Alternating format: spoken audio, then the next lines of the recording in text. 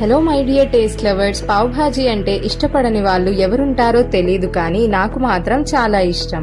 Vegetables అన్నీ వేసుకొని ఎలా చేసుకోవాలి అనే డౌట్ ఉంటే ఈ వీడియో ఎండ్ వరకు చూసేయండి. కుక్కర్లో ఆలు, బీన్స్, క్యారెట్, కాలీఫ్లవర్, బీట్రూట్, పచ్చి బఠానీలు అండ్ స్వీట్ కార్న్ వేసుకున్నాక తగినంత ఉప్పు అండ్ పావ్ భాజీ మసాలా వేసుకొని వాటర్ కలిపి ఒక 4 to 5 విజిల్స్ మీడియం ఫ్లేమ్లో రానివ్వండి. నేనైతే home made pav bhaji masala use చేస్తున్నాను. పొటాటో మ్యాషర్తో వీడియోలో చూపిస్తున్నట్టు మ్యాష్ చేసుకోండి. ఇప్పుడు ఒక కడాయిలో కొంచెం ఎక్కువ బటర్ వేసుకొని కొంచెం ఆయిల్ వేసుకొని గార్లిక్ అండ్ ఆనియన్స్ వేసుకొని ఒక 2 minutes అయ్యాక చిన్నగా కట్ చేసుకున్న క్యాప్సికమ్ కూడా వేసుకొని కాస్త ఫ్రై అవ్వనివ్వండి. నేను ఆనియన్స్ వేసిన తర్వాత వేసుకున్నాను, మీరు ముందే వేసుకోండి.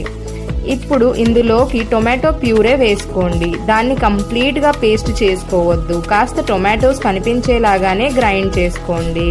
ఇప్పుడు ఇందులోకి ఉప్పు, కారం, పావ్ భాజీ మసాలా అండ్ కొంచెం జీరా పౌడర్ వేసి చక్కగా కలుపుకోండి.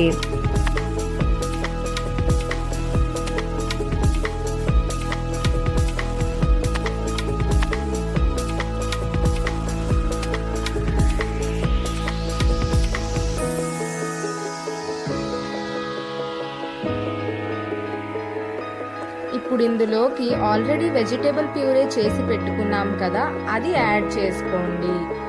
ఒక 8 to 10 minutes చక్కగా కుక్ అవ్వనివ్వండి. ఇప్పుడు ఇందులోకి క్రంబుల్ చేసిన పనీర్ కూడా వేసుకుంటున్నాను.